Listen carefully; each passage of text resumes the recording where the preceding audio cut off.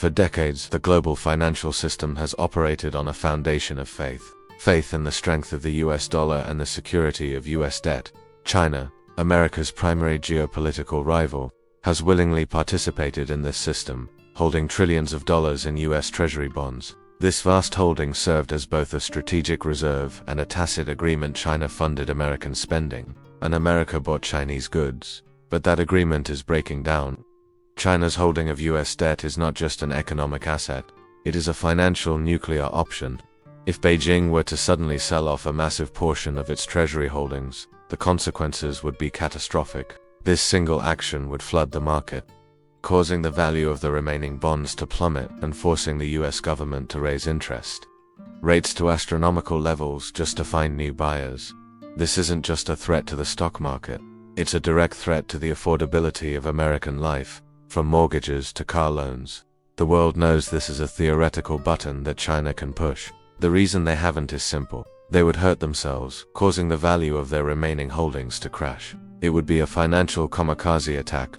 But as the geopolitical conflict escalates, as we see the tensions over Taiwan, the South China Sea, and technology dominance, the financial damage China is willing to endure to achieve a strategic victory increases daily. The question is no longer will China crash its own portfolio. The question is the humiliation of a financial strike against the US worth the loss? If Beijing decides that ending the dollar's global hegemony is more valuable than maintaining its own investment portfolio, the financial system is headed for a red zone crisis unlike anything we have ever witnessed. The attack hits without warning. Unlike a tariff, this is a financial flash flood. In a coordinated rapid-fire sequence of trades across Asian markets, China discreetly begins to dump hundreds of billions of dollars in US Treasury bonds. The markets initially dismiss it as a large portfolio adjustment, but the sheer volume triggers automated warning systems. Bond prices collapse. The yield on US debt, the interest rate spikes instantly, sending a seismic shockwave across the globe. The immediate fallout in the United States is devastating. The Federal Reserve is forced into an emergency session. The collapse in bond prices means the value of the dollar plummets, sparking immediate, crippling inflation. For the average American, this means the cost of every imported good, from electronics to food, skyrockets overnight. Simultaneously, the skyrocketing interest rates mean that borrowing money becomes instantly punitive. Mortgage rates jump, credit card interest triples, and the entire US consumer economy grinds to a halt.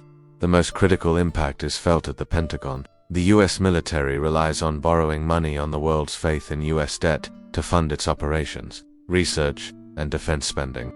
The sudden spike in borrowing costs means that every future defense project, every new aircraft carrier, and every advanced weapon system suddenly becomes prohibitively expensive. China has successfully executed a financial decapitation strike, crippling the US's ability to project military power without firing a single shot. The economic weapon has achieved a strategic victory that years of conventional military buildup could never accomplish. The US response is paralysis. Retaliation with sanctions is meaningless. The damage has already been done. They must resort to desperate measures, massive currency intervention, and political appeals to allies to buy up the debt to staunch the bleeding. But the financial humiliation is complete.